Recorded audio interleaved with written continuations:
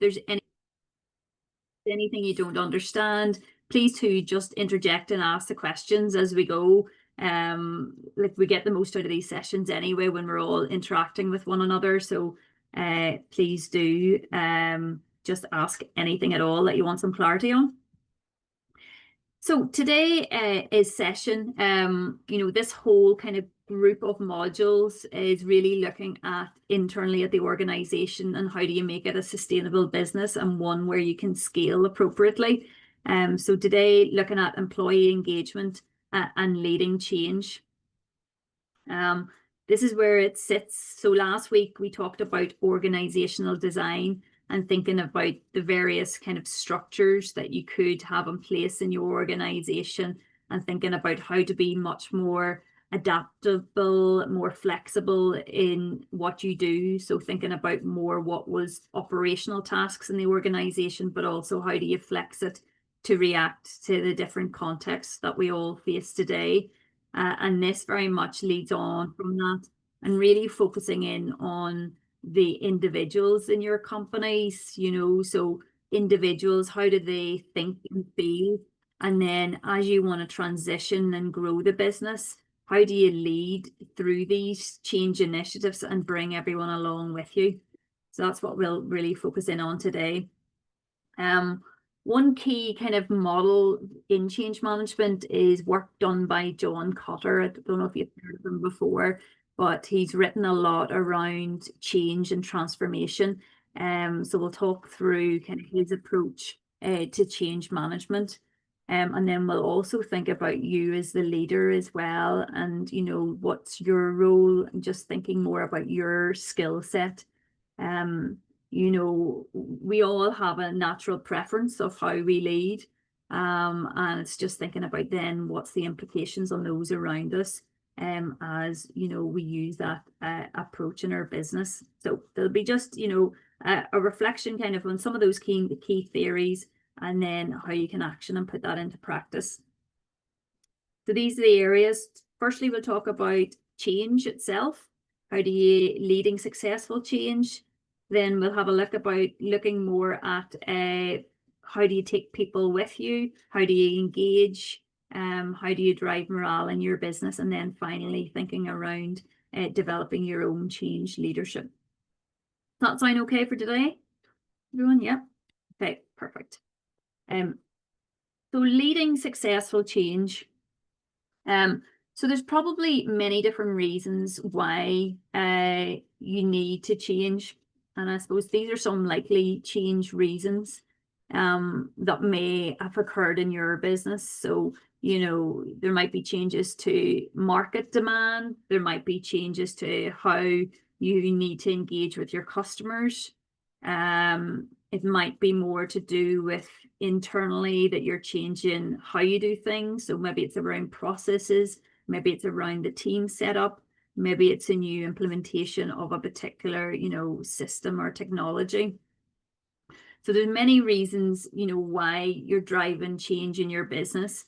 I suppose for you on the call, what would drive change at the minute in your business? Is there anything that comes to mind that you're thinking either you have just a change that's being implemented at the moment, or something that you see in the pipeline? And so as we go through this, it's good to always reflect on what I suppose we're talking about in the context maybe of a situation that you're facing today, and it might bring it to life more. What might be some of those situations that you're in today? Do you want to just, share on the call? Julie, our organisation, we're considering implementing a new project which involves the implementation of a new IT system within the business. So that's going to bring about significant change for us. Yeah, huge change, Sean, across all your kind of operations and how you do things. Exactly, yeah. So basically, it's going to take us. It's going to involve a full reset. So looking at our processes, how we're doing things, at this minute in time, and then how we can sort of maneuver that or shape that into this piece of software that we're looking to implement for business improvement and efficiencies as well. So, like all software, you can never get something that 100% fits the business. There's always some compromise. And then obviously then there's just the change and the whole change that'll be involved in working with this on a day-to-day basis. So that's going to be a fairly big one for us. Yeah, it is. So like it's a whole shift in I suppose the systems you use, but then also in the people and how they'll use it as Absolutely. well. Yeah. Yeah. Okay, brilliant. Okay, thanks, Sean. Thanks for sharing that. Anyone else? We have IT systems as well. So it's ways of accessing documents and storing documents. It's all on the cloud. So again, it was quite different to it takes time to access it and how you maneuver around it as well. So that was a big change that we had. Okay, and you've implemented that recently, Amy? Yes. Yeah, well, that'll be interesting too for you to reflect on that with Sean as well. I suppose you've been just ahead of the curve on that instance, so you can start sharing some of those, I suppose, some positives of how you've made it work, and then also, I suppose, some of those pitfalls too. Very good. Thank you, Amy. Anyone else?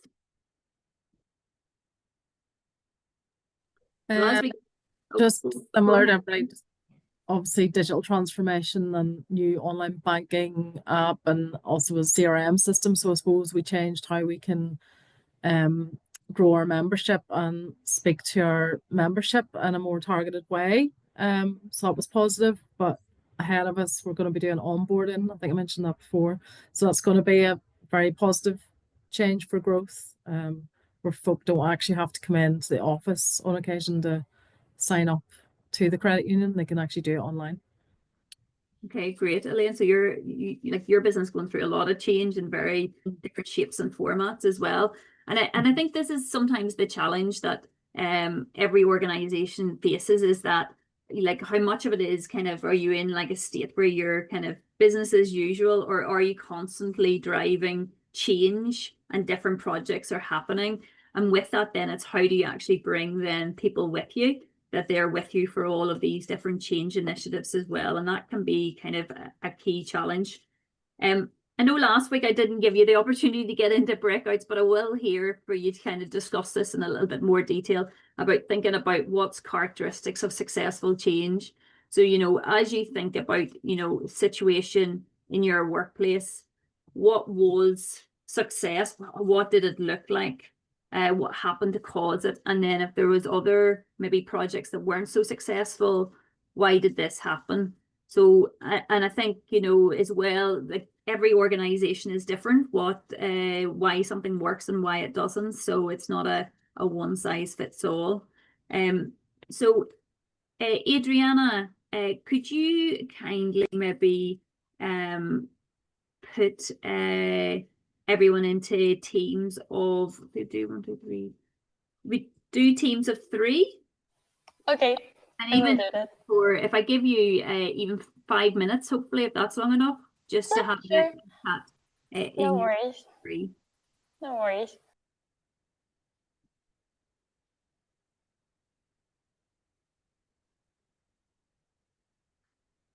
Actually, Adriana, I see I was including you, so maybe it's better just to go teams of 4 instead. That's okay. Yep. It could be 2 groups of 3 and 1 of 4, if Yeah. that's okay. That's Okay, great. perfect.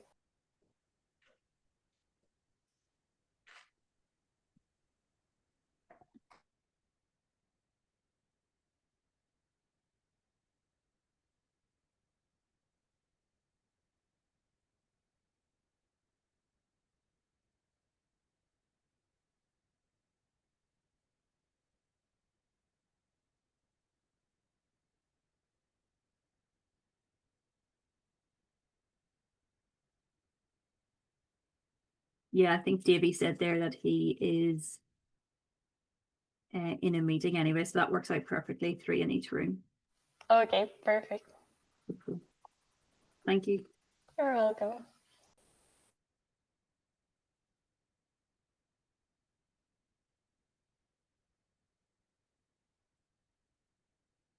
Let me know when you want them to come back to the main meeting, and it will take just a minute for them to come back. Okay, if we give them 5 minutes, so if you want to just give them 5 minutes, so then at 2:20, I don't know what time it is on your Yep. clock. So we Yep. give 5 minutes from now. Perfect.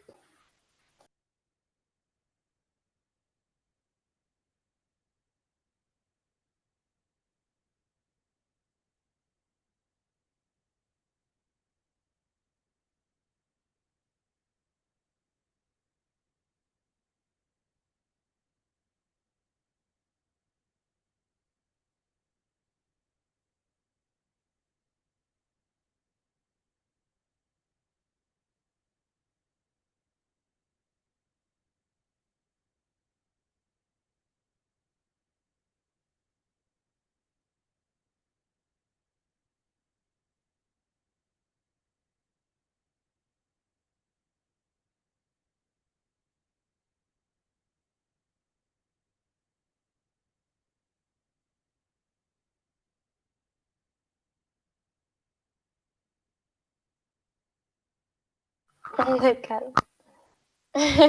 No, not taking no for an answer.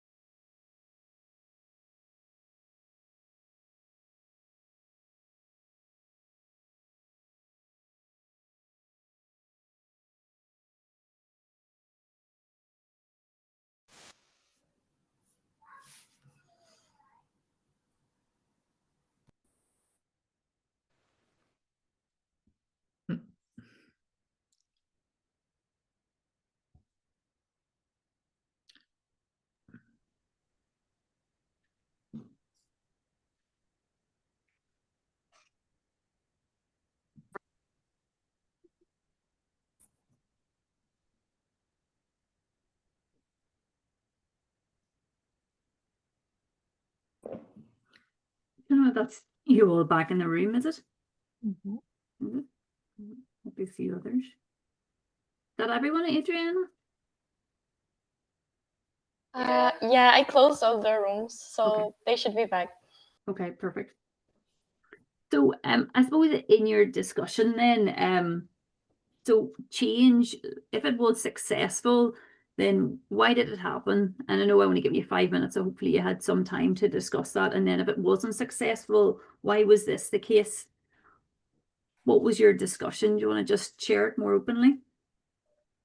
Well, we talked a lot about staff sheets, staff signing in sheets and software packages.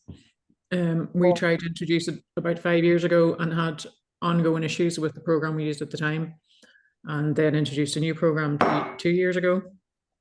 And it's taken about 18 months to get it right, because it's over 7-day shifts and different shift patterns. It's been very complicated to get it right, but now it's working and it's saving a huge amount of time for the admin of wages and keeping track of holidays and all that sort of stuff. It's actually really good now, but it was a long road to get there. And what were some of those challenges, Paula, that you faced in the implementation? Keeping track of the different shifts. We adapt shifts a lot for different types of circumstances with employees. So it's just been difficult to get that right in the system.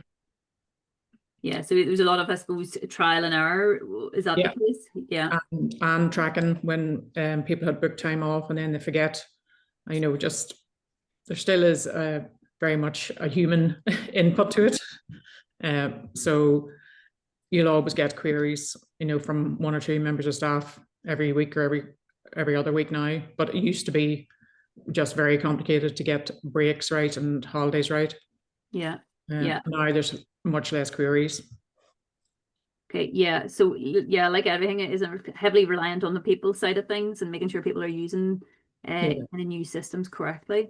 Yeah. What about others then?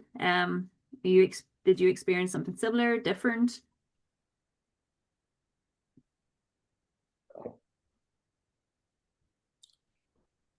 I think for our group of 3, the main thing came up with was staff, and when you grow, the communication within staff. So it's getting that right of if you're growing, how to keep on top of the communication, but also keeping the staff upskilled and keeping them just keeping them very knowledgeable about your business. Yeah, yeah. I think we mentioned that last week too about comms kind of and scaling business is difficult because everybody doesn't know everything. And everyone doesn't need to know everything, but it's to what level, what they need to know at what point in time. Yeah. I think it's just what we kind of touched on was the change management. How is it managed? How is it communicated? How is it rolled out? How is it fed back? Just making sure that that is done And well. on that comms piece, like how many have experienced really clear, clarity of communication throughout the project, even from yourself personally, so not delivered a project, but a project that has been, that you've had to be part of. Do you think the comms was very successful? And if it was, why? Have you anything to share? Or maybe we can always go the opposite. If it wasn't successful, why? People naturally don't like change. People like the way that things are. So I think if you are introducing new stuff and people are used to doing things a certain way, it's always difficult. So that's why informing people for the reason behind it, and this is how we're doing stuff and why, I think is very important, rather than just kind of like steamrolling people and telling people this is what's happening. If people are involved as part of the process, that's really helpful. Yeah, thank you, Amy. Does others feel the same? Yeah, we're very much so on our side, and we're currently in the throes of it. So we've tried to get as many people involved as possible, and for them to understand how they currently use our current system and how to use it in the new system. And then where they see there's gaps, they're involved in saying, right, okay, this is what I need and this is how can I get it as we go along. So it's keeping them involved as much as possible, that they feel that they have a voice and some kind of input into what's happening. But again, the other side is that there are people that are resistant to the change. So you're kind of micromanaging them. Have you done your testing today? Because everybody is assigned, you have to do 3 hours of testing every day on the system. What information, and so you're constantly on top of them. Have you done it? Who hasn't sent back their feedback today? To ensure that because the success of the system is dependent on everybody doing their testing and everybody's checked the data. So yeah, it's very time consuming. Yeah, and that's it, Sinead, you know, everybody isn't bought in maybe to why the change is needed, and some maybe have no interest as well in it, and we'll talk a little bit, you know, different reasons why people react different ways to it.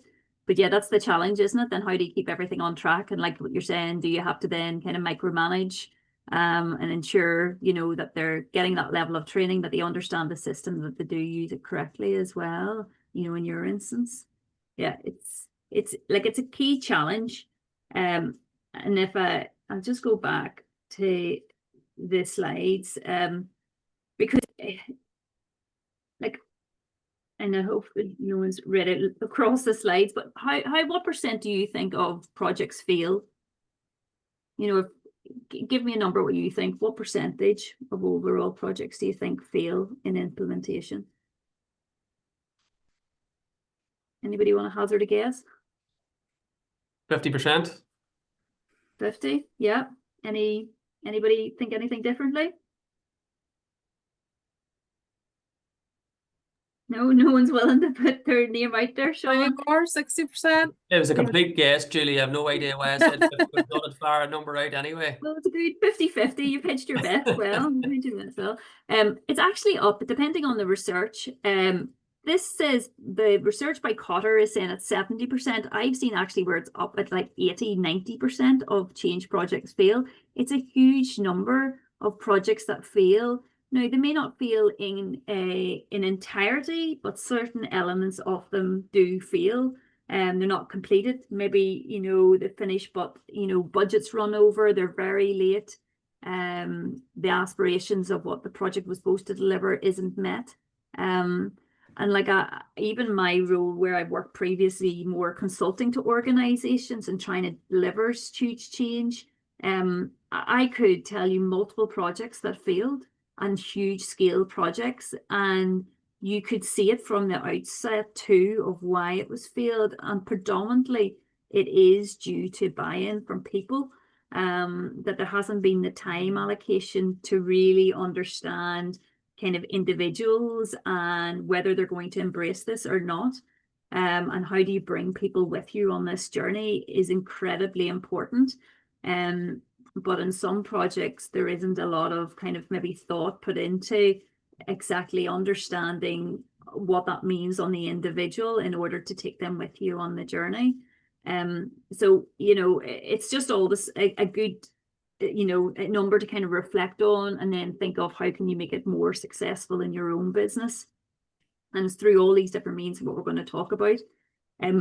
One way to think about change as well, I suppose there's two different types of kind of delivering change. There is transformational change, which is large scale change within your business. So say, for instance, an IT system going in is large scale transformation that's going to need a total overhaul of how you do things, because you're changing the whole operating model, the processes associated, because normally a system wouldn't be like for like that you're taking in.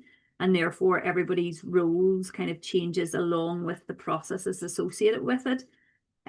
You can also do what I talked a little bit about last week, was more about breaking more change into kind of increments. So think more about, can you make incremental changes in the business and improvements on a regular basis? So a cycle of what we would term continuous improvement. You know, can you, and this could be around, you know, particular elements of the business, can you get a workforce in such a way that you are flexible and adaptive, and that you can keep improving and enhancing what you do, so that you gain a directional towards the ultimate change you want to deliver on. But it's not a project where you define it up front and then you don't deliver it for a year. People see results on a regular basis, and they see the value of the project that you're delivering as well. And this is one model, the way you can think about it: plan, do, review. So it's thinking about what is kind of more these incremental changes. Why do you need it? What is it you're going to do? How are you going to deliver it? And then you implement it, and then you always build in, and the most important step too is that review period. You reflect on what's happened. You know, has it changed in terms of whatever it is that you're monitoring? If it's efficiency, if it's about more profitability, maybe it's around more getting more customers, whatever it may be. Are you reviewing it, reflecting on it, and getting feedback from anybody involved in that particular element of the business, so in that process or in that business unit that's been impacted? And then build them into kind of the next phase of what the change is. And again, it's as a collective, you decide on what that plan will be to move you again in that direction. So it just means that, you know, the plan, it's almost like your plan is kind of like this, but you'll get to an outcome that's much better defined than something that you may have set right up front and you don't deliver for a year. But this is where you continually see adaptation and change in the business and growth. Very strong around in manufacturing businesses would have kind of more that continuous improvement built in to how they, you know, do things and how they operate, but it's very applicable to all kind of product and services businesses. So it's a nice way to think about it, and it's a nice way to try to, you know, bring everybody along on the journey.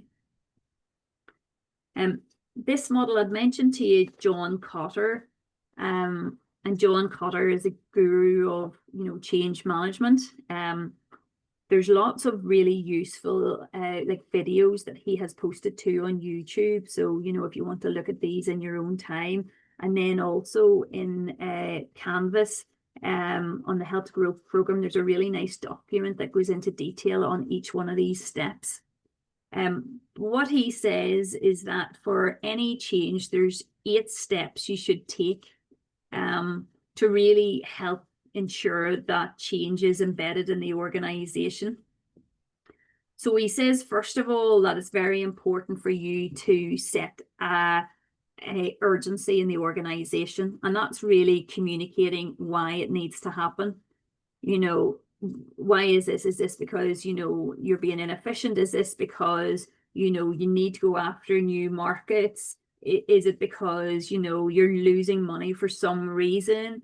If there's high levels of risk in what you do today. So it's that explanation to everybody so that everybody's on the same page about why it needs to happen. And that stops people then asking those questions, but why, you know, and they're thinking it's individual to them. You know, if you holistically say why as an organization this needs to occur. Then he talks about forming a powerful coalition. And what he means by this is that there's certain people maybe in your organization that are really good kind of change agents, or those that you need to get on side for this project to really happen. So before maybe you you know, communicate this with the whole organization, there might be key people that you want to have conversations with and to get their buy-in for the project, because you know, maybe one, they've huge influence on other you know, team members that you know it's going to be harder to kind of maybe get bought over. Or also these are key teams that are very important to the success of this project, and therefore you may need their kind of, you know, department heads or them to be bought into this, so that you're both singing from the same page exactly what it is that needs delivered. To build up that kind of coalition. In some instances also, people talk about having like champions within different teams or departments. And those are the people that will be kind of your change agents. So it's not just reliant on you, but actually across the whole organization, different people are responsible for driving this change more, you know, locally as well. So thinking about who are those right people for you. So it could be more people in, you know, more powerful positions, but also it could be just individuals who have big influence. You know, they're a big voice in the business, and normally people listen to them, you know, regardless of what level they are in the organization. So you might need to think about how that plays out in your company. Then the third is creating that vision for change. So what is that vision? Where is it you're trying to get to? What does that look like? How would that play out? And and then communicate that. And when you're communicating that, it's really thinking about putting yourself in different people's shoes, thinking it from their perspective, like what change does it mean to them? You know, so, you know, for different departments, what does it mean for me? Like, I was on a call this morning with a business, and they had just attended training around AI and automation. And they came in and said to the lady that does all the scheduling, "Great news! I think AI can do all the scheduling." And she turned around and said, "Are you trying to get rid of my job?" You know, so you know, it's funny how different people view things very differently. Like, one might be you know, a fantastic change for the organization in terms of efficiency, but individuals feel very different then about what it means to them as well.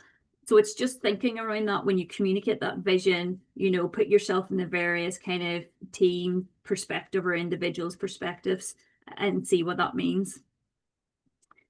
Then John goes on to talk about removing obstacles. And this is, you know, very important, and something, this is probably an area that a lot of people forget about. And this is where, you know, the change needs to occur, but there's reasons why it's not happening. And it might not be because the person doesn't want to deliver the change. It may be because they've got 50 million tasks to do and they've no time. So maybe it's a time issue that you need to maybe free up people's time so they can spend it on this particular change that you want to put in. Could also be people that are being quite, you know, negative around this as well. And you might have to think how you can handle those individuals in that situation. But it's how you can remove those obstacles, be it physical, be it emotional, in order then to think about how you can actually deliver the project. So a lot of instances it is about, you know, time, you know, enabling people to have that space in order then to work on this project. And then what's key, he talks about that everybody wants to see progress quickly. So if you communicate that vision, you remove the obstacles, people want to see change quickly. They don't want to wait. They don't want to wait 6 months, 9 months to see a change. So you have to think about, is there some short-term wins? Is there things that you can do quickly that shows progress and impact in the organization? And what that does is actually it buys everybody into the whole idea that this is good. This is good for them individually. This is good for the company, and it builds that momentum. So then that really then you build on that change then by thinking through, you know, then what are more the short, medium, long-term changes.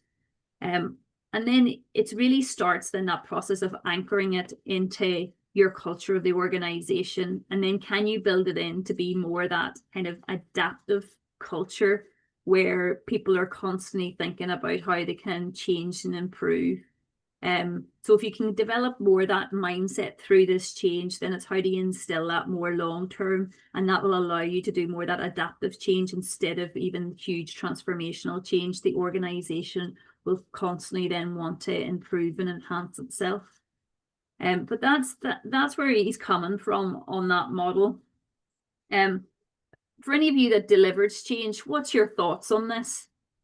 Do you think in reality, is this what happens? Do you think there's steps in this that maybe you didn't think about that actually maybe could have been beneficial if you did? What's your thoughts?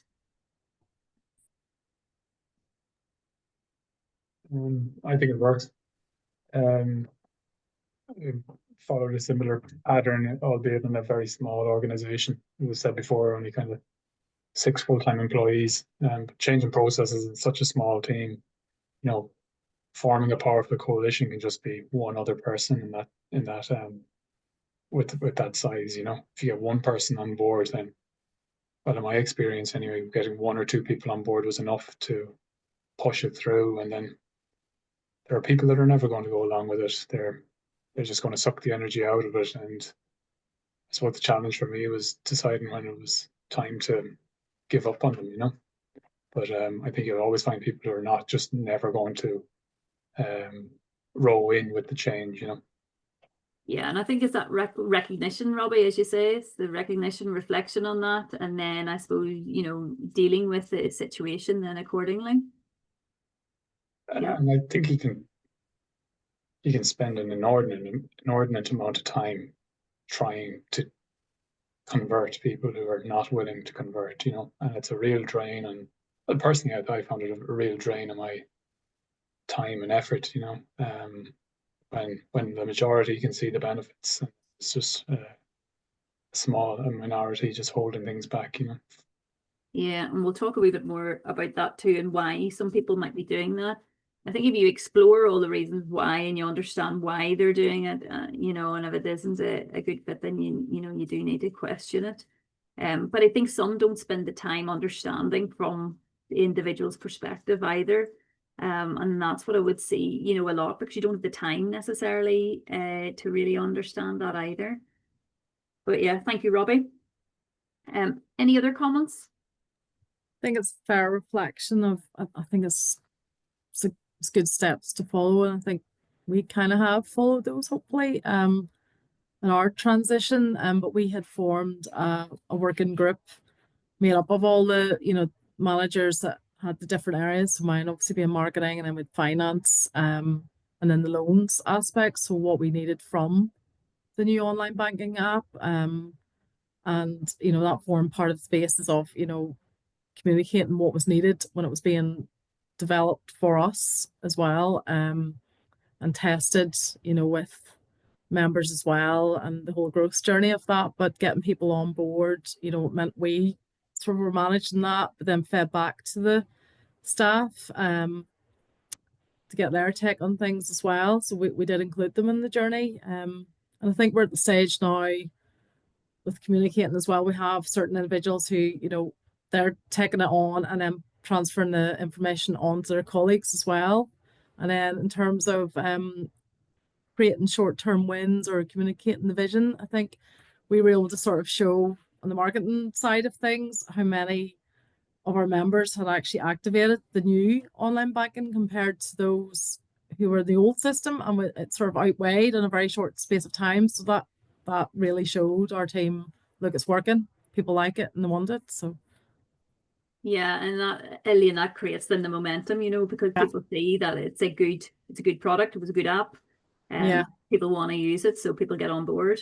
Yeah. But it's like Robbie says, it wasn't perfect. We've definitely one individual does not like change, and that was difficult, but they could actually see in the journey then that it was working. So it's just yeah, and some have influence then over, you know, others, and then it drives it, but at a later point in time.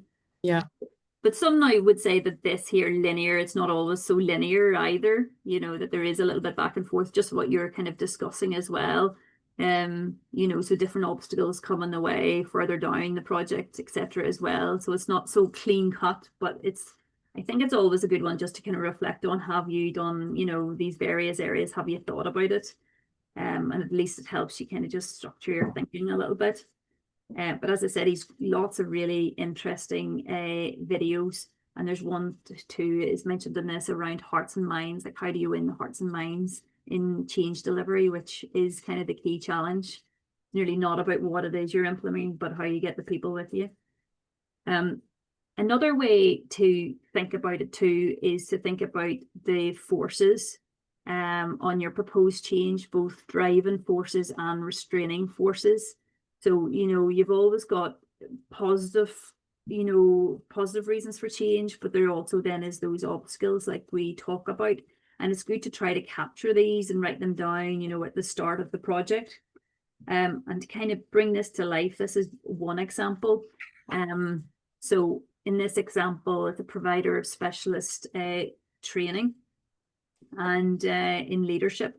And this is the makeup of the company. So their change that they've proposed is that they want to grow market share, right? And if you think about where they are today, and they've kind of mapped it out, some of the restraining forces, they've got 2 business owners, and the challenge that they have is that they have different perspectives, there's different growth strategies in mind, so the business owners aren't aligned. Other restraining factors, operational staff are a bit more fearful, so they're thinking that this change will mean more work for them. So they're afraid of, you know, I don't want to take on this change because it's going to mean that I have to work, you know, over and aboard what I do today. Also restraining is maybe the due diligence around the market positioning isn't very clear. So they may want to grow the market share, but it's not clear what is their position in the market, what is their USP that they go to market with in what markets. So these are some of the restraining forces that's in play. And then on the driving side, you know, they've got excellent client feedback. So they obviously deliver, you know, really, you know, superb training. So if they've got superb client feedback, then, you know, you'd think there would be market opportunity. Commercial imperative to grow. So they really want to have that growth mindset, and their client services director is very ambitious for the change. Right. So maybe at the top, there may be more, you know, disconnect around what those growth strategies should be, but the client services director is very ambitious for change. So this is what happened in, you know, in reality, what this was causing. So, you know, from business owners having different growth strategies, it was causing kind of mixed messaging to staff. Staff were a little bit unclear exactly what was the growth in market share, where was it? Operational staff, they were trying to reconcile different strategies, you know, around what would be the workload. They were getting quite frustrated around things. There also was failure to do market basics. There was a lot of kind of inefficiency in what they were doing and how they were going to market. So these are some of the knock-on consequences that happened. And then on the more driving force side, you know, there was little growth potential from existing clients, although there was exceptional good client feedback.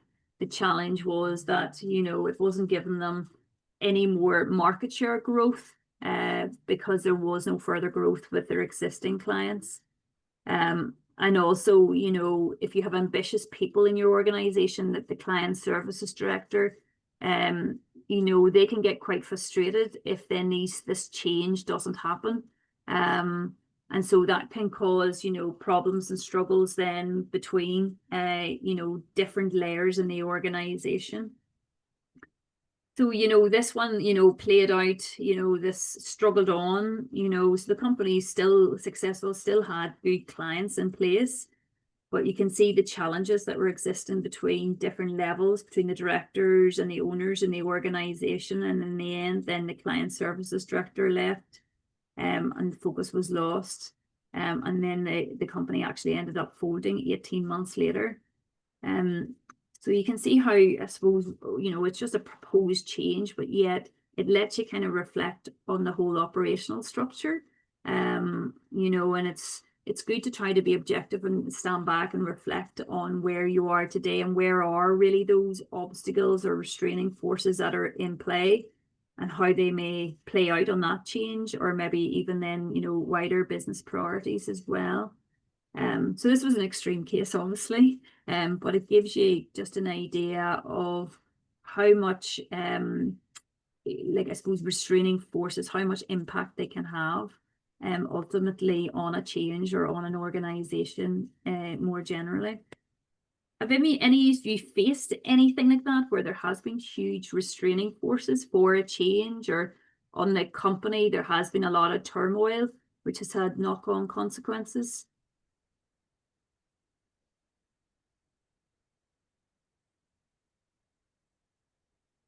No, you're lucky. Like I had one project, I worked on a project called the National Programme for IT in England. And it was early on in my career, and it was where, so Tony Blair was in government at the time, and he proposed that all of the NHS would have one central IT system that all customer records could be accessed. And they tried to roll this out on a large scale across all of England initially. And it meant that you had to have primary care, secondary care, everyone operating off the same systems. And the challenge was that in primary care and GP surgeries, a lot of them had really good software, better software than what this ultimate project was delivering. So you're trying to convince GP surgeries to say, no, for the longer term, this older software is better for you. but yet they've invested in, you know, new up-to-date software. But for the greater good, you know, they should. They also at secondary care, so in you know, hospitals, they didn't have change management teams in place. And when we were communicating the change, it was going to the individuals who actually were delivering PR and comms around like accidents on roads. And so they weren't trained in how to do internal change management. It was all about external communications and PR. So, you know, the business structure itself wasn't set up to enable change to happen or even train staff accordingly with new changes to IT systems across the piece. Anyway, this project, obviously the size and scale of it was, you know, tremendous. I worked on the east of England, and different companies had responsibilities for different rollouts. And in the end, that project, it lasted maybe 8-9 years, and it folded, and it lost billions and billions of pounds. You know, and I suppose it's one example where maybe, you know, senior management and in this, Tony Blair really want this initiative to be rolled out, but yet the business was not in a place where it didn't have the right skills, didn't have the right capabilities. It also, there was different powers of control across the organization. And as I said, GPs had better technology in many instances, and you know, to try to convince somebody to get a lesser product on board is extremely hard to do. So, you know, there's challenges like that, especially when you roll out, you know, larger projects, that there's really big disconnect between, you know, operations, leadership, etc. as well. But it plays out the same in smaller organizations. It's maybe not as visible at times as well. And that's why it's good to kind of unravel that kind of onion of a mushroom too, to try to understand how people really think around things. So taking people with you, how do you do it? And just as what we were talking about there, you know, this shows you 22 ways people may hold up on an idea, and it's not always obvious how they do it. You know, some dodge it, some laugh it off, you know, yeah, we'll do that tomorrow, you know, always putting it off but not doing it today. Some might, like here, number 5, praise it to death and say, isn't this brilliant? But yet they won't implement it, and they won't put any effort into it. But to your face, they're saying, this is fantastic, I love the idea of this. But then it's a very different situation when you're not there. They might more, you know, question it. They might, you know, question it to you and might ask you many different reasons why it won't work and explain to you why it won't work, instead of embracing it, why it could potentially work as well. And I suppose absorbing quite a lot of your time trying to address those issues. You know, they might find there, even 12, find a competitive idea, you know, so they're looking to kind of dismiss your idea by showing you like other ideas that they think is more appropriate, or other projects that might be more appropriate. Or there might be a personal attack that's, you know, brought more into the realms of not about the organization, but a personal attack on the individual that is driving this change. Or they might try to put in some sort of strategies that's postponed in some shape or fashion. Or in other ways, it might be kind of held up in governance structures that it doesn't get approval. Things don't go, you know, to a particular committee to get sign off, and therefore it's held up. So different people, you know, react different ways to things. So it's not always clear cut. People don't tell you that they, you know, they don't think this is right. You know, they may, it might be a little bit more underhand, or just not give it any lip service as well. Do any of these kind of resonate with you, or is there others that you've experienced in the workplace?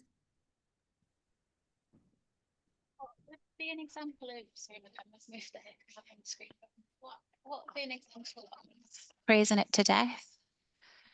Amy, say that again. I just missed the first half of what you said. What would be an example of praising it to death? What would that look like? Well, they could even be saying to you, this is fantastic, you know, in front of others. This is, you know, a fantastic system, you know, would love to get this in. But they might put a but after it, you know, but, you know, it's not suitable for us or something like that. Or they could praise it to death, but actually, when you set aside tasks and activities that they need to do, they just never complete it. So they never actually tell you their true opinion on it. The main one that we see is just ignoring it because it's time, people's time to get on board and do stuff and get training or get involved doesn't happen because people got too busy. So it just crash and burns because we don't get the engagement or the buy-in to it. Yeah, that would be very common. Yeah. Anyone else? What's your thoughts?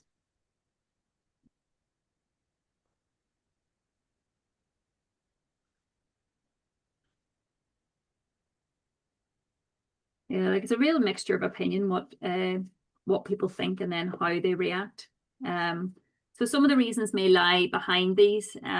People may not understand the opportunity, you know, so they may ignore it, like you mentioned, Amy, because they don't quite understand it, but they're not saying that they don't understand it, so they just ignore it. They might think the solution doesn't work. May have unacceptable personal costs for them. So for instance, something like if you were moving location and they had more travel to do, you know, then they would think, well, that's unacceptable, but they might not again tell you. They could think about what's in it for me. There's no personal reward for me for this change, so why should I have to do it? You know, so they're kind of weighing up what's in it for them personally. They may be afraid of how they'll cope with the change.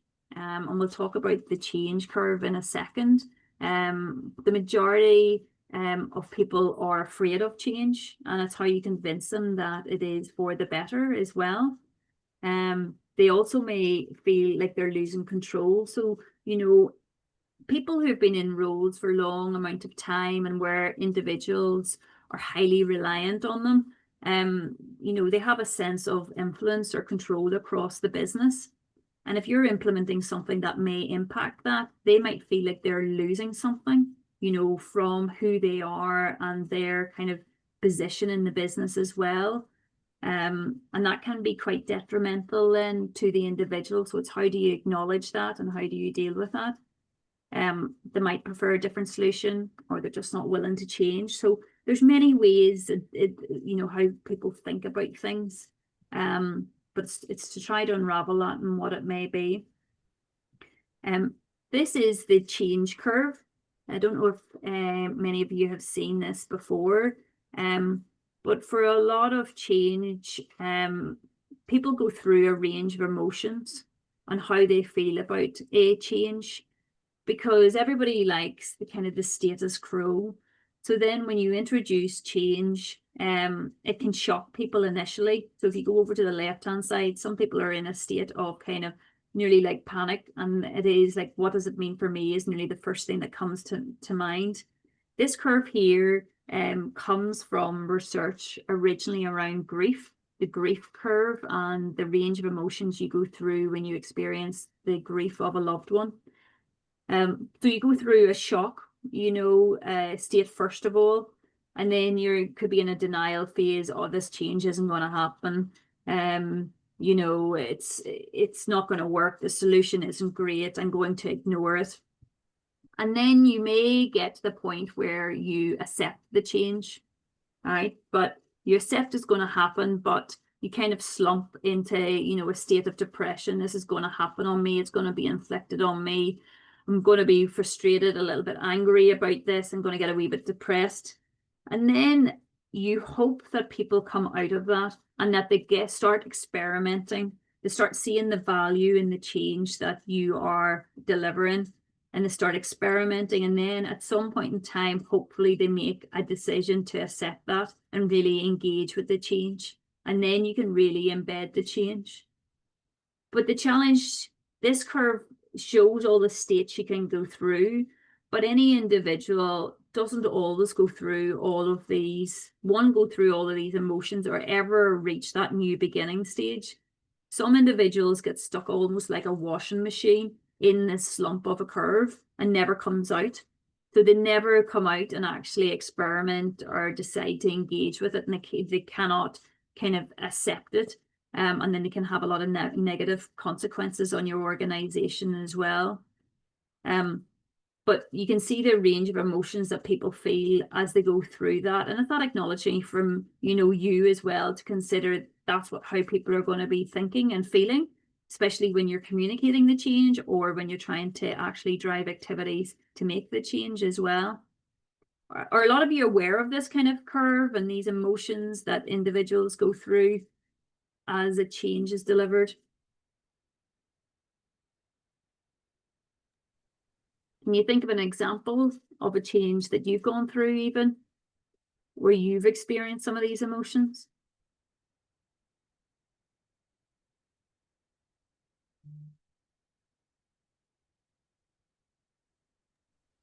Not really. I've been through many changes, I suppose, but I don't think I've ever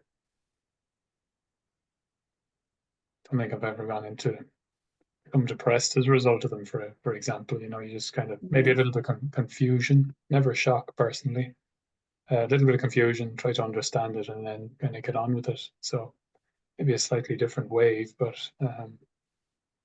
yeah, there's always a process, I think. Yeah, I think it's always good, especially those that you haven't, the ones that you can't convince. I think it's always good to kind of reflect on where you think they may be on this.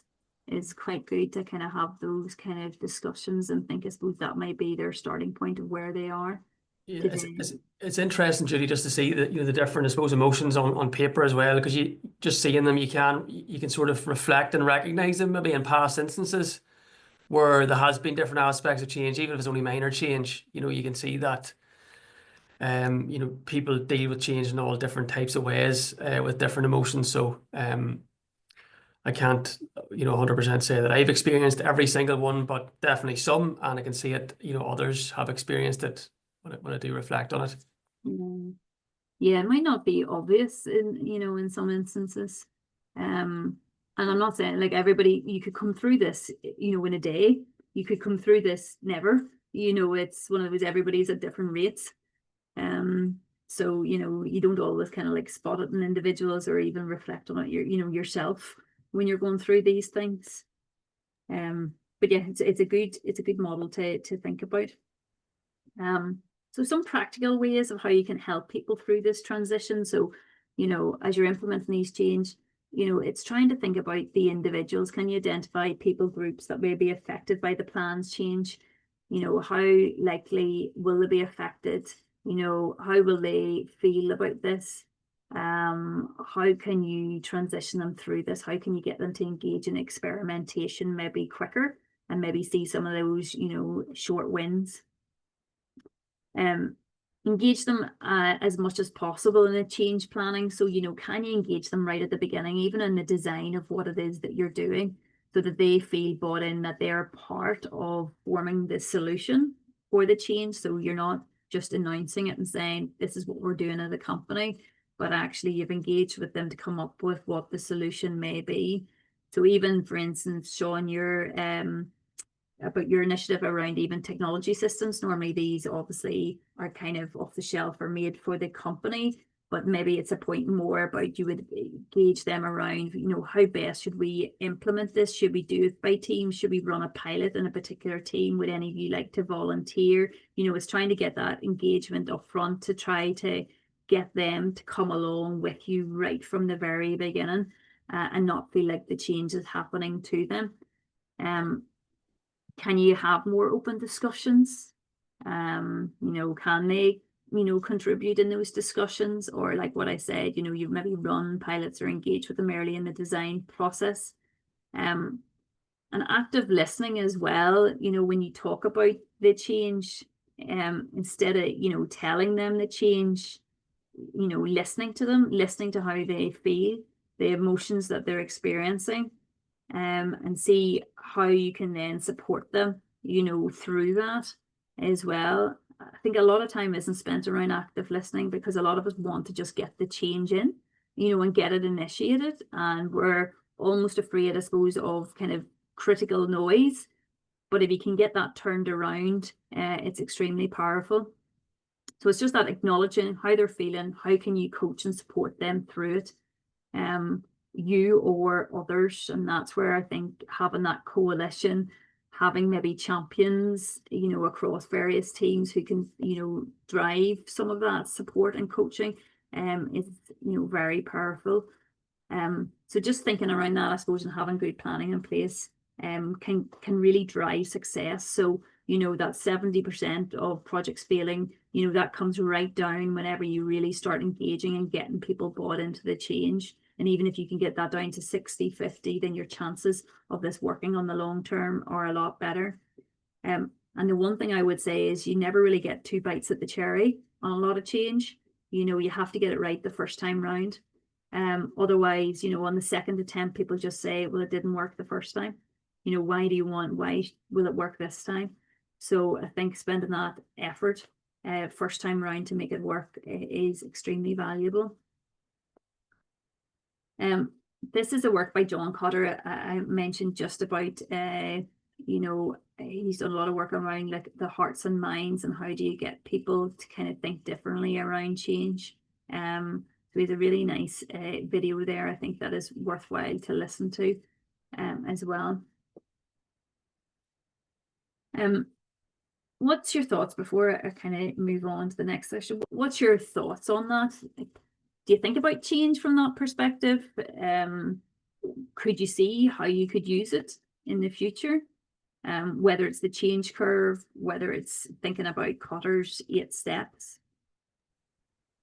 Yeah, absolutely. I think it makes sense, Julie. I think there's a methodical approach to it. And you're right. You know, I suppose I recognize that you only get one chance at these things, particularly if people, you know, can form opinions or perceptions on the change, particularly if they're adverse to it, and you get it wrong the first time round, there's no going back, or it's going to be extremely difficult to do so. So, no, I thought they're really interesting and definitely they make sense and could be applied to change management and projects of all kinds. Yeah, like they're high level, but it kind of gets you thinking in the right ballpark about those various areas, I think anyway. Absolutely, yeah, I agree. Okay, I'll continue on. Is everybody okay? No, everyone's okay. They don't need a break or anything. Are you okay if I just carry on, or would you prefer to have a break for 5 minutes? You okay to carry on? I know it's a 2-hour session, so it's quite short. So I'm afraid if I let you go, you won't come back. Keep going then. I'll keep going since no one said anything. Okay.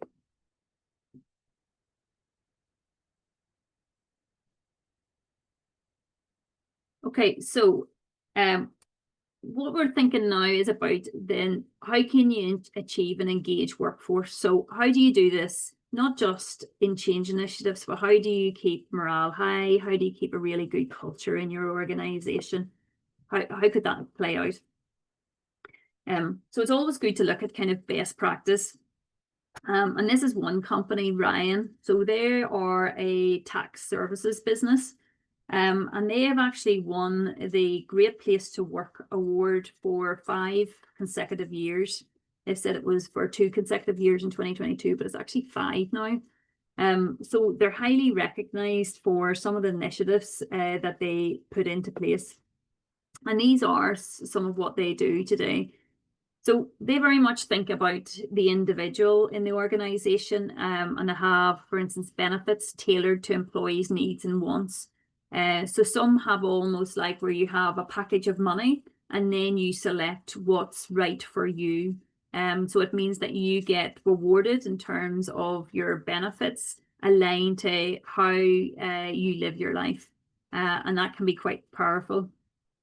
Other things they do is that they have recognition built in for individuals, teams, and departments for different things. So there's thanks in some shape or fashion. So how you see this play out, and you might have some as well. Some have like almost like kudos, where you give like a thumbs up to somebody, and you might get a monetary reward for that. Others have more formal kind of monthly get-togethers where people put forward different individuals or teams for rewards, and then it's discussed, and maybe it's even sent out in a newsletter. Sometimes there's monetary rewards. Sometimes it's more about the gratification of the acknowledgement of the award itself. The They've also got a strong focus on diversity, equity, and inclusion, and thinking around, you know, what is fairness across the workforce, you know, and that could be play out in terms of ethnicity, it could be in terms of gender.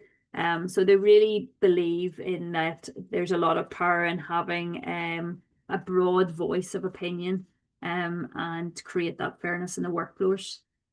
Also, it's not all just about work, and they have different funds, social engagements built in.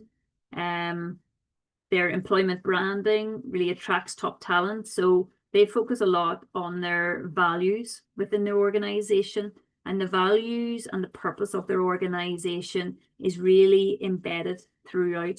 So it's everybody is living, and the behaviors of employees are aligned to the values, and it's very clear from the top to the bottom that what the company is looking to achieve and what's the purpose that they've set out to achieve. Their strategy is very clear. They've got good pathways around professional growth.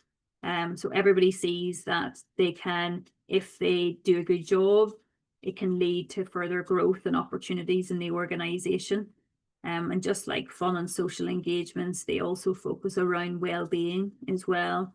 And we talked a little bit last week about even mental health and the role of employers to, you know, more now to actually, you know, think about that, because that can drive, having some of those strategies in place can really drive productivity in organizations as well, and produce higher levels of output and a happier workforce overall. Mentioned about the values, and then the other thing is about thinking around communication channels. You know, do people feel that they have a voice across the organization? How do they enable that across different areas? And in this instance, Ryan, they enable employees to really share ideas, give feedback, ask questions about what's done, and then that's awarded currently. So you can see that they, on many different spheres, I suppose, they're looking at ways to really build morale and engage with their employees, both at an individual level as well as then through the organization. So they're trying to make it more specific for what their wants and needs are, but also it's very aligned and very transparent throughout their company. Why you would do it, the importance of employee engagement? Well, you know, research says engaged employees perform better and are willing to take on extra work. You know, they're more motivated, they want to stay with their employer. So, you know, retention rates are better. You'll drive more creativity and innovation. You'll get better performance out of individuals if they are happier in what they do today and if they feel very engaged with the organization. Some ways, these are 4 enablers of engagement. And I suppose these are different ways to think about engagement. These are things that you could potentially focus in on. So your strategic narrative throughout your whole organization, you know, is it very visible? You know, do you empower others to, you know, deliver throughout the company? Is your strategy aligned with your values? Can you see that play out in the operational side of the business? How do you engage with your managers? You know, do you treat them as individuals? Do you coach them? Do you stretch them? Do you give them targets? Do you not micromanagement, give them more responsibility and accountability? That could be one way to really think about how you engage with managers. The others, just like Ryan, they would focus a lot about employee voice. Do you give opportunity for those in your organization to express their point of view, the challenges they're experiencing, you know, so that, and also offer potential, you know, solutions, ideas. And then also as an organization, do you do what you say? You know, so the values that you have on the wall, are they very much reflected in what you do? So there's no gap between that. And that's very much then aligned to the first point, just around strategic narrative as well. Is that very clear on the direction of where you're going? these might be some areas, you know, you might want to think about in your own organization.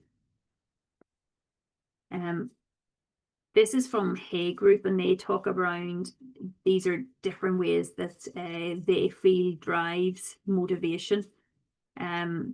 So there's two types of motivation. One's called intrinsic and one's called extrinsic. And extrinsic motivation is where an individual is wants to get acknowledgement for what they do, and that may play out in terms of a tangible reward, such as pay, or they may want recognition through an award, or they may want a change in job title, but they want a tangible reward that others can see in an external domain. You know, something that they could post on LinkedIn and say, you know, look what I've done, you know, and it gives them then that gives them that morale boost. Whilst there's others that are very more internally motivated. And so they may want other things. They may want stretch in their job. They may want more accountability, responsibility. They may want, you know, they just enjoy, you know, doing a good job or being stretched in other means. So, and individuals may have a mix of both these internal and external motivators as well. But number 4, tangible rewards, would be very aligned to more external motivations, whilst a lot of these others, 1, 2, 3, 5, and 6, would be more aligned to intrinsic motivations as well. You know, so for example, 1 is very much where the individual, you know, is the values, do the values play in out in the organization? If they say that they are sustainable, for example, are they sustainable? Do they see that? And if that is very important to them as an individual, and they see that the organization is throwing away maybe, you know, all the paper, they're not being sustainable where they can be, then that might mean that they lose morale, they're not interested, they're not engaged, because they feel like you're not following through on what your values are, and that's extremely important to them as an individual.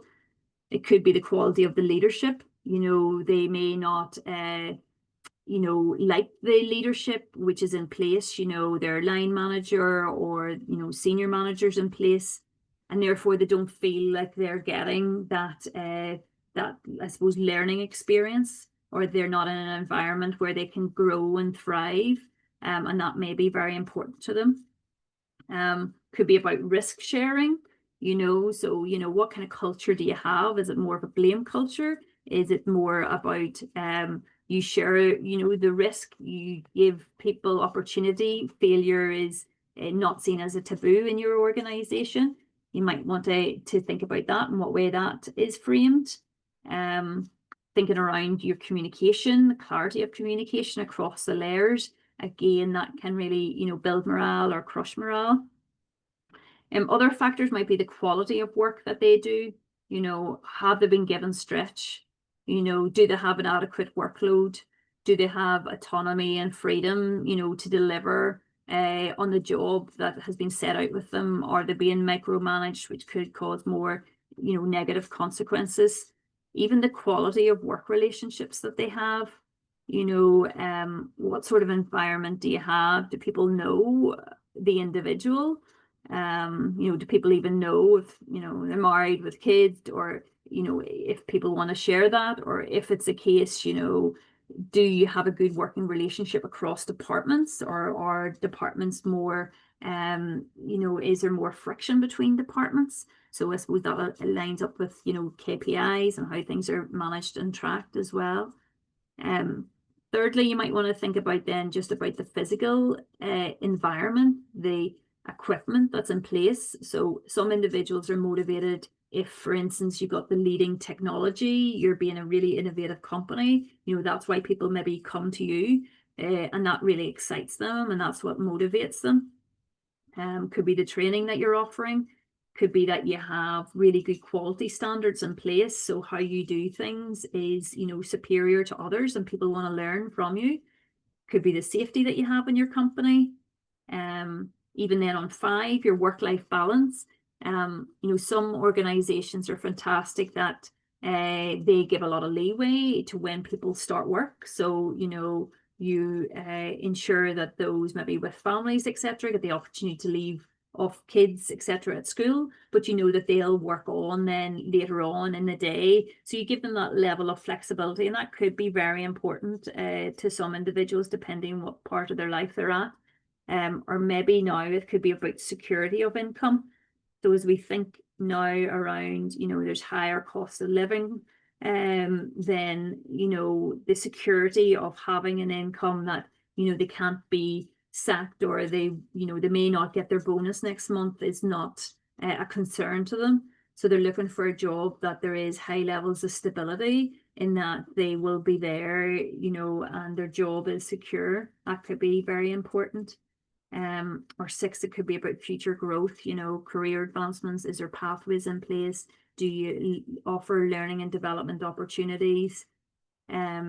Is there, you know, constant improvement and feedback in place, and they can play a part in it? So I suppose I'm sharing all this with you to kind of show there's many different ways to drive employee engagement, and everybody is different. And some employees might, you know, once, you know, the several of these things will really resonate with some, and others will resonate with others. But it's just something to think about.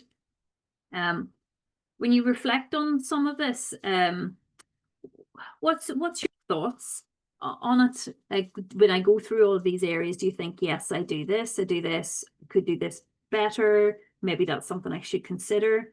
What's your thoughts and opinions on it? I think that the number 1 box is really important to my organisation. We notice that when communication is good, that it improves things, and then having the organisational values as well, because the company was founded on a specific set of values in the ethos, that comes through. And then number 4, I think, is important for kind of maybe the entry point in graduates and that type of thing, who don't necessarily have the family and the responsibilities. So I think it changes as you get a bit older and get mortgages and move out and have kids and stuff. Yeah, and Amy, like for like there is research that shows that a lot of, you know, graduates, they're very keen on job title changes quite quickly, you know, so it is that tangible reward, And you know, that they're interested in, I you know, think showing growth. in construction, as a female, the job title is important as well, because people automatically assume that you're not senior, or automatically assume that you're not. So personally, I've found that the job title, so I used to wonder why people had the chartered or is it called post nominals after the name on the emails, and I used to think, well, that's a bit like up yourself. But then actually, when I started doing more on emails, I found that having my credentials after my name gave me a bit more gravitas, and when dealing with people who might not necessarily think I was a senior person. Yeah, really good point. Yeah. Um, What do the rest do you think? Work-life balance, number 5, would be a big one for us. We have, I think there's three part-time staff, 4. Just everybody's their own things going on, but like, you know, particularly families and things like that as well. But you know, there's no micromanagement. There's trust there that you're doing, you know, your job properly, but you can still balance things. You know, you can, you know, it can be flexible. So, you know, my circumstances, I have 2 young kids, so you know, I'm doing my job as a 4-day week. I think I'm doing it fairly well. I'm working hard at it, but I'm getting that flexibility of, you know, I can go to my daughter's graduation at preschool next week. I can, you know, take that time out, which sounds fluffy and all, but I'm doing the work to, you know, to get that in return as well. So that's really important.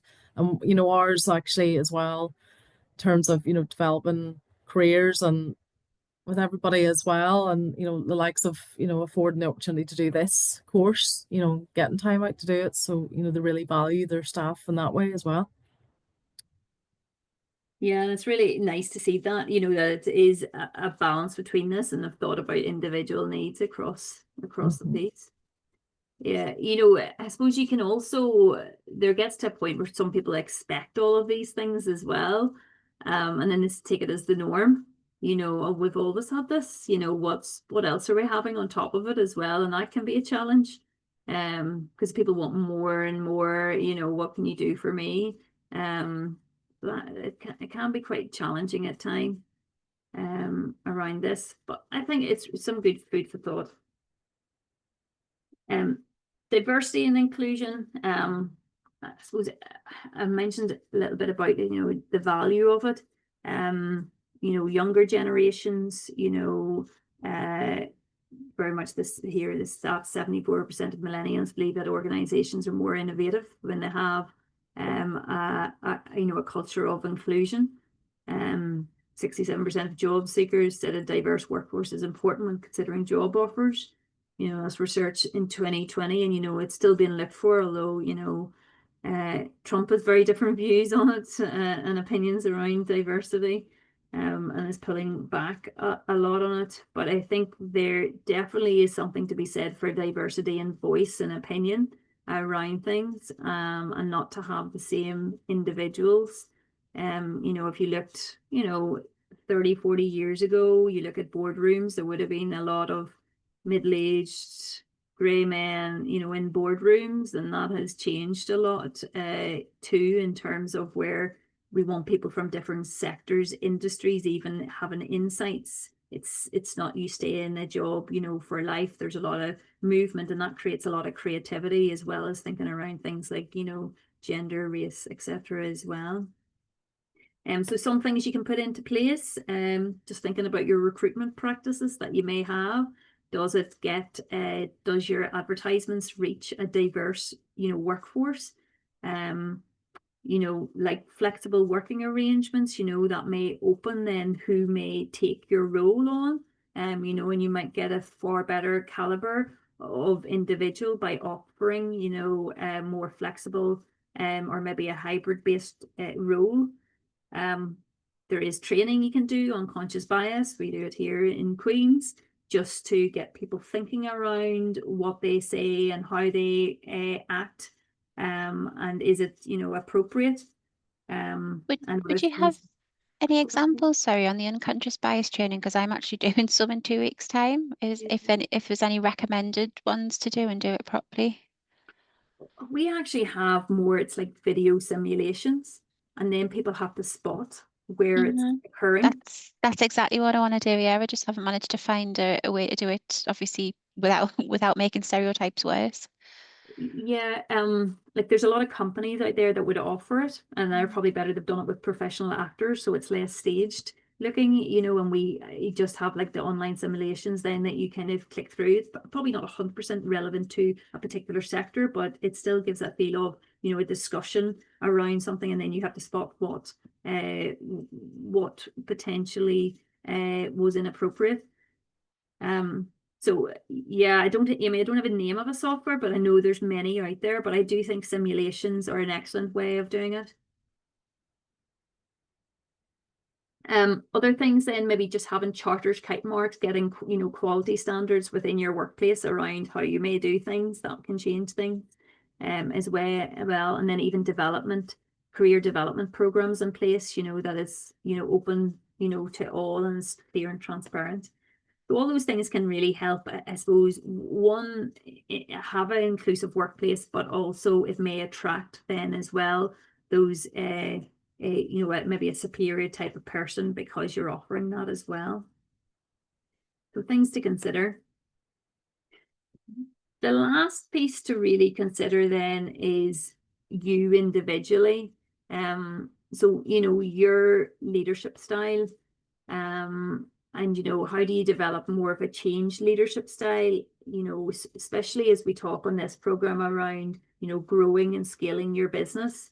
You know, you want to have leadership attributes where you can really bring people with you on this journey and really drive that change into the organization. You know, so what does that look like? What knowledge do you need? what kind of mindset you need in order then to drive those types of actions. So how do you inspire and influence others? A good way to think about that is thinking around who inspires you, you know, and if you think of it from a change leadership perspective, you know, do you have someone in mind, in your mind? And if so, why? What's your thoughts? It doesn't have to be, you know, anybody, you know, famous or that everybody knows, but is there kind of attributes and behaviors or someone you've got in mind that you think, you know, I could see that they could really deliver that change from it? From fear of sounding a bit cheesy and heart numb about my business, I just feel really lucky, I suppose, right now in the environment that I'm in. But like, my inspiration is actually my CEO, because she's come in to an organization which was quite top heavy, sort of male dominated, board of directors, and quite sort of stale sort of board that needed to change.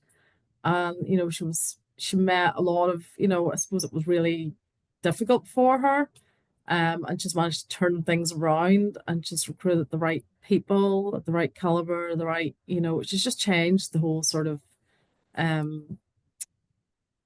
organization in general. It's not toxic anymore, and it really has come from her top level and bringing the right people in around her, and not micromanaging, and instilling those values of, you know, the ethos of change management basically, and to better yourself, and very much not, you know, she's not thinking about, obviously she likes to retain staff, which she has done, you know. We haven't lost any staff in several years. I think there was an issue with that.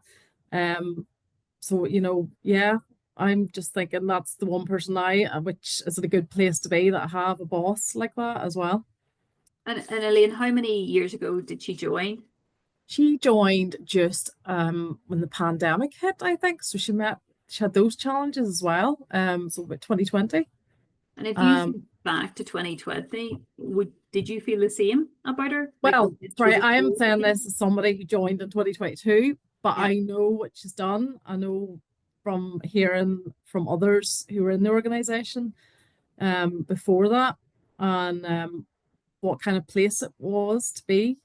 And it was quite difficult and quite toxic, I would say. The staff that were there at the time as well, and people who were maybe getting paid a lot of money, not really doing too much. And then she was able to sort of change the rules and create the rules that the company needed, and for it to grow and to change and to be positive. So she definitely has been instrumental in that.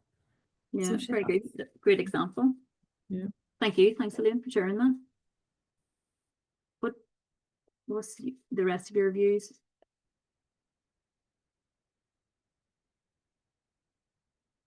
Any one spring to mind, or any attributes that you think spring to mind?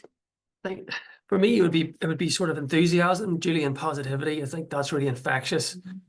And anybody that I've ever worked under or worked with that has them characteristics really sort of energizes me and helps me look at things in a positive light, you know, in a constructive way. So there's a few people that come to mind, just local business people, but it's just their ability to bring people along with them, and sort of lead, and by, you know, gain loyalty from the people that they're trying to lead as well, you know, through being that source of energy and enthusiasm.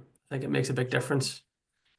Yeah, I think that loyalty, that positivity out there as well. Yeah, completely agree. Yeah. Anybody think anything differently?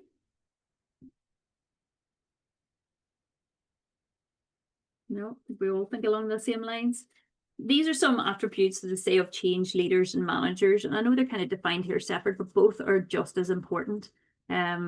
You know, you need to inspire, like what Sean was even talking about, you know, you need to be inspiring, you need to have that positivity, be able to translate that vision, have integrity and honesty. So, you know, Elaine, is what you were saying, you know, the person that came in, they said what they would, you know, what they said they would do, they did, you know, as well. So they, you know, they walked in the steps of what they had set out to do in their strategy as well. So there was great integrity, honesty, being open to ideas too. And more, I suppose I see this one less and less, in the sense, I think the more senior you get, sometimes you think you're making all the decisions, but it's how you then, you know, it's not seen as a weakness by actually getting views and opinions of others as well, and still being able to learn from others. You know, a good example is, you know, technology today. A lot of the younger generations understand technology maybe better than older generations. You know, how do you ensure that you get that knowledge and insight from them and not learning from them because you don't know everything that they may know, and they may they could impart that then across the organization as well. So it's just one example of how, you know, different maybe groups of individuals in the organization may know more than you, and so it's always good to have that real open mind to different ideas. Being a risk taker, you know, in order, you know, to drive change, you got to take some level of risk, managed risk, you know, in your company, in order to make things happen. You know, adaptability, flexibility. Talked very much about that last week, more from an organizational point of view, but not being, you know, very focused that you can't be up for more flexibility and maybe change due to having more ideas and learning from others. How can you drive creativity, you know, or create creativity in the organization from you, from others, and enable experimentation to happen in your organization as well.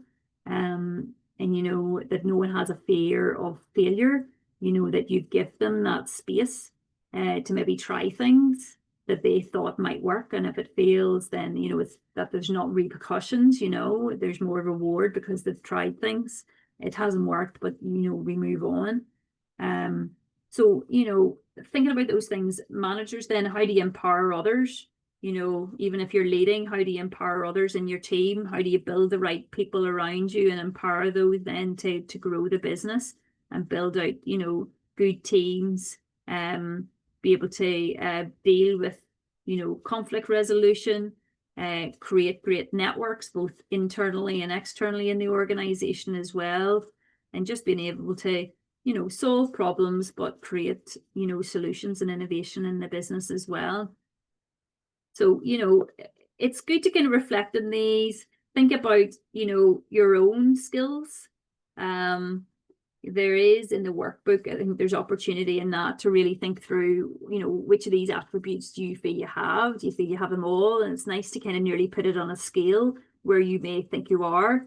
Another good way is to ask people in your organizations about, you know, what their thoughts are and opinions. Sometimes they may think, you know, quite differently to you, even in a positive way. You might see yourself, you know, that you're not very creative and you're only a 2, but they actually think you're extremely creative, you know. So it's always great to get thoughts and opinions from others around this too.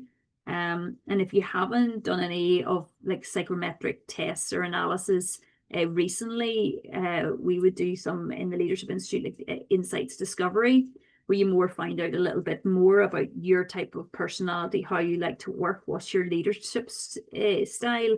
It's always good to do, you know, tests and kind of reflect on that, where you are, and that will help you then work out what's the best mode of how you operate as a leader and how you interact then with, you know, different individuals.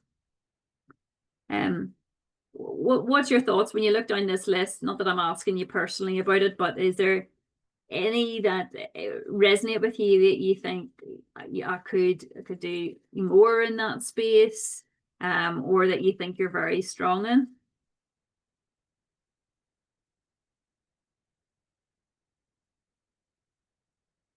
No one wants to say anything personally. I should really put you into small groups to discuss.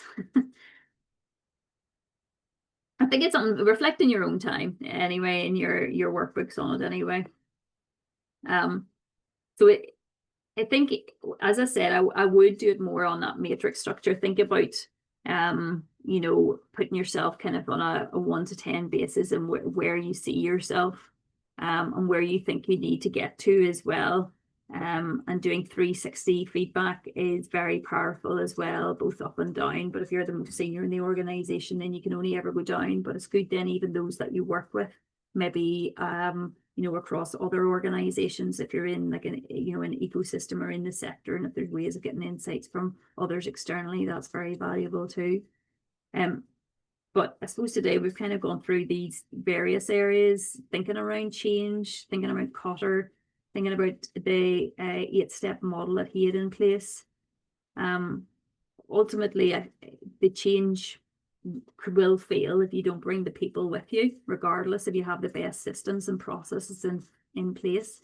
So spending as much time up front in trying to think, you know, what does it mean for these individuals, for these teams? You know, how can I bring them with me on this pathway? How can I get them bought in early, get them maybe integrated into more the design process, will really help then get the change embedded at the far end. And then an engaged workforce, you know, not just for change, but there's many ways you can that we've gone through. And it's just thinking around, you know, what is appropriate for your company. On that more piece, you know, like engaged workforce, like what's your thoughts in terms of the models that you have in place today? Do you think they do drive, you know, strong morale? Do you think there is room for improvement? Like, many of you would concentrate on extrinsic motivation, like reward, title, or do you have good examples of more internal motivation? Or do you not even think about that? Maybe, you know, it's just this is your pay and reward statement and that's what's issued. I'm not sure it's really been considered.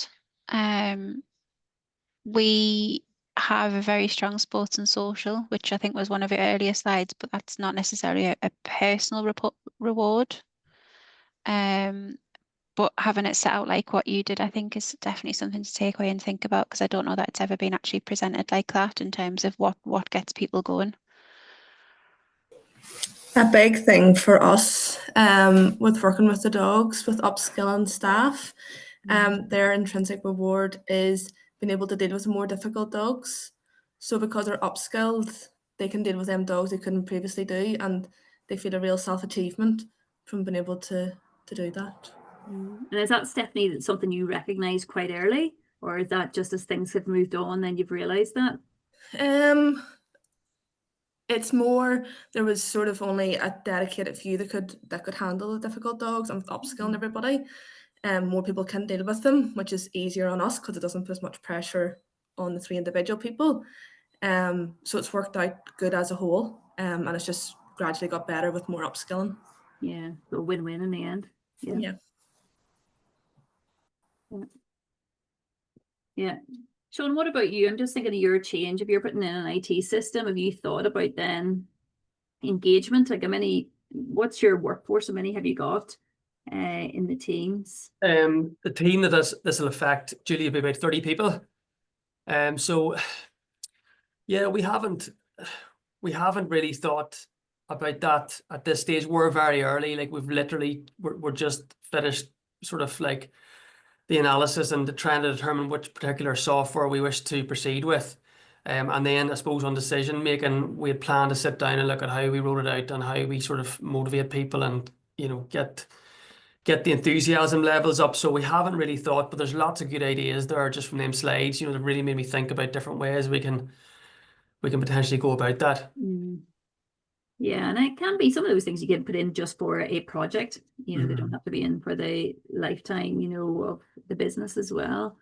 But yes, I think we all probably do this to some extent with staff, but maybe just didn't have the framework to talk about it and understand the categories of it. So I think it'll be really, really useful to maybe think, right, this person's more focused on this box, this person's more focused on this box. But I think a lot of the stuff we do, we have in place already, which is, I guess, good, available to people. And Paula, what about your business then? Because yours is, you know, quite different in this sense. Yeah. You know, more, you know, retail, probably more of kind of a lot of lower level staff, I would assume. Yeah, we went through a phase maybe 7 or 8 years ago where we did try and do introduce a reward. We had done some long project about staff training, so we introduced sort of like monthly staff member of different departments and things like that. Fell by the wayside eventually because you tended to be giving it to the same people or making up excuses to give to somebody else, because some people were very motivated by it, and then other people were I just turn up to work and do my job and go home again. I don't care. Mm. And it didn't succeed in the long run. I do see there is a place for it, but with us, it just meant that there are people you can always rely on, and then there's other people who just turn up. Yeah. And it sort of became a challenge for supervisors and managers to be creative about giving out awards. Yeah, that, like, you know, people just give the work to the busy people. As the Because there's such a wide age group of people who work for this, we have found that some of the groups get together and do their own socials, things like that, which really help motivationally with them. Yeah. But at the moment we're not doing anything that I would, you know. Yeah, and it might not be appropriate as well, you know, but it's just, you know, always kind of reflecting on those, and there might be something to trial. Yeah. And just for all of you, I suppose, on your leadership, you know, approach, and do you think about your leadership approach, you know, day to day, operationally? Do you reflect on it? Do you think, you know, did I react well in that conversation? Did I lead it well? Like, do you think about that much or not? Yeah, I do reflect every day, Julie. Yeah, I do, because you sort of you try to take, you know, there's a lot of different factors that can influence, you know, your reaction and how you're feeling about different things as well, busyness or what else, other pressures. So yeah, I do try to reflect on it and try and learn from it as well. I'm trying to be as self-aware about other people's perceptions and opinions and how they're feeling as well, and trying to work the situation around that is what I try to do, but don't always get it right, but do try to sort of reflect on it and, you know, make adjustments, you know, at a different time. Good to hear. What about the rest of you? I personally, we're a small team, and I really try to take more of a leader role, but I do find very hard for burnout for myself. Mm-hmm. That's a big thing. Where I find it very just mentally exhausting to be able to be that person who brings it all the time. And I see a big difference when I do be a really good leader. The team are really, really good. But if I'm having a tough week, you can see the morale going down. So it's very, very hard for burnout for the person in that role who maybe just isn't a natural at it. Well, it might not even, Stephanie, that you're a natural at it. It's that there might be a lot of emphasis put on you, on one individual as well, and that you might be accountable for a lot. So it's not about being good or bad. It's actually more about the amount that you can handle, and also conversations with individuals on a regular basis is emotionally can be quite draining. And if you give all the time, then you will burn out eventually. And it's everybody needs to learn their balance of, you know, how much you give and how much you listen, but you have to look after yourself as well as number one, and keep your, you know, health in good order. And you have to work out that balance. So as much as I, you know, say, you know, you see a lot of those little diagrams where people are having conversations with individuals and where people are offloading, you know, the weight of the world onto your shoulders. But if everybody does that, then you're carrying the weight of the world the whole time, and eventually you will burn yourself out. You know, and you can't cope with all of that. So it's trying to get, you know, how can you kind of release whatever that release may be and step away from the business. And stepping away from the business can give you better thought process. You know, there's a lot of research about saying going out for a walk, you come up with the best ideas. You know, you don't always have to be in the business. You know, you can think outside of the business and, you know, go for that walk, go for that drive, do whatever sport you may want to do or whatever hobby that really interests you, and you'll find that actually you'll probably be better at business and leading if you take that time out. So that's research. That's what I personally think. I don't always live it, gotta say. Burn myself out quite a bit too. You kind of like overdo it, overwork. But I don't know what's everybody else's thoughts about that. How do you get a balance on things? I was just no reflection, because Stephanie sounds like a really great leader. But just my question, I don't think it was leading on from that, was like you'd sort of said, there's no bad and good leaders, but or you're natural. Like I've always kind of thought you're either naturally born with it or not.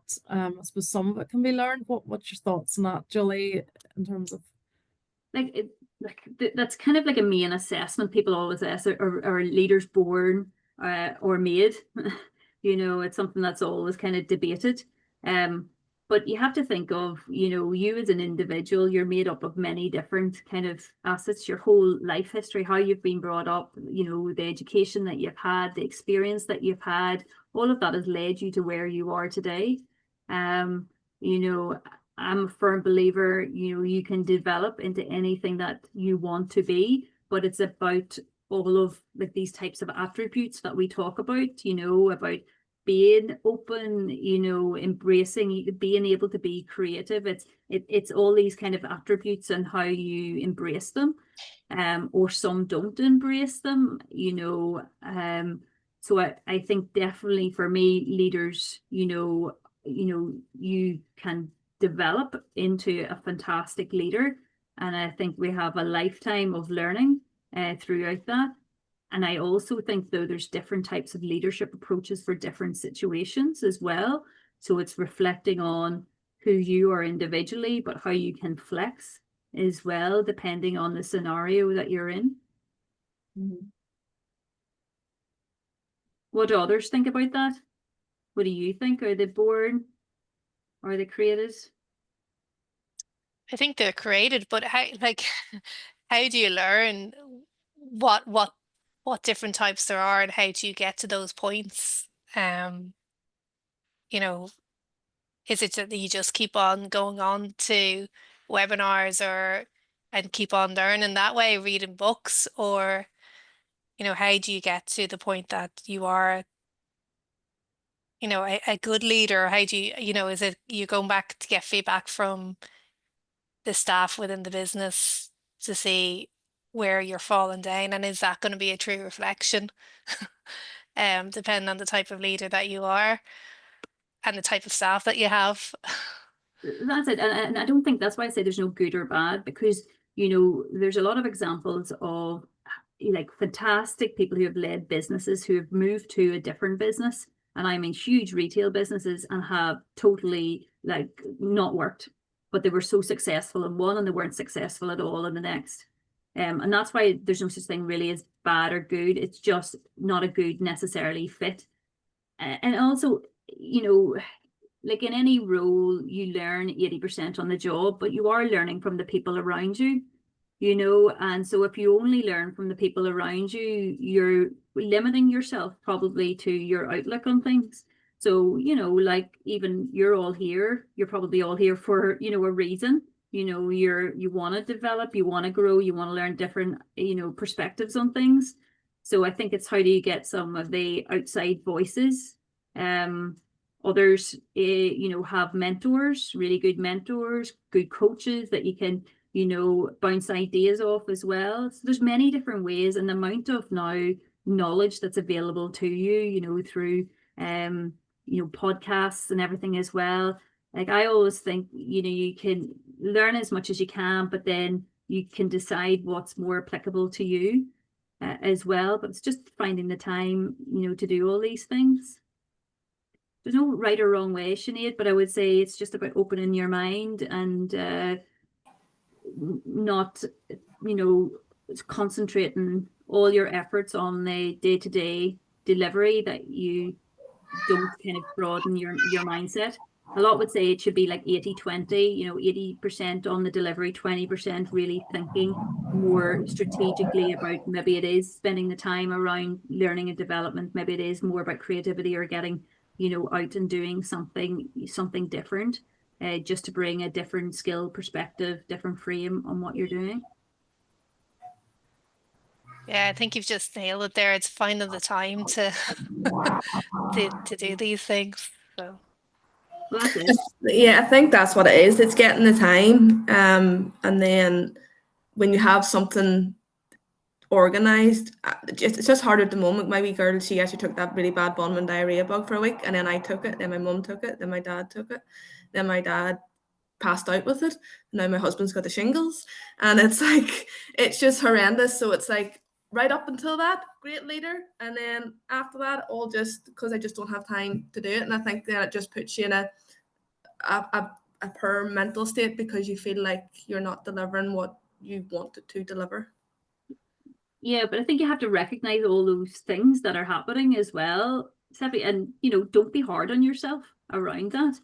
You know, life gets in the way of everything, you know, and these things, you know, you have to deal with everything. So it shouldn't be seen that, you know, you're not performing because of, you know, you've got other things to deal with, and you know, you can only take on so much. So, you know, you've got to deal with, yeah, you know, and your family come first in my eyes, and then, you know, work, etc. is secondary to that. You know, your health, family, number one.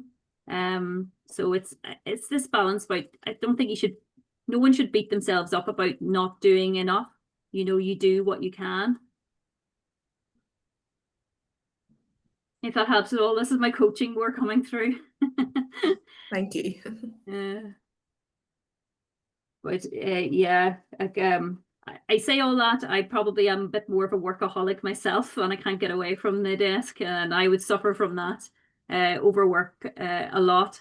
But it's how you put in those guardrails to stop yourself, and it's acknowledging, you know, if you reflect and you acknowledge what it is that you do that then might be detrimental in other, you know, areas, you know, of your life. So if I overwork, then I know I may not go and do some exercise, which I know is beneficial to me more longer term, even in terms from a work perspective. So it's just recognition more than anything else, reflecting, recognizing, and then doing something about it when you can. But yeah, so with that, really, that's the end of this session anyway.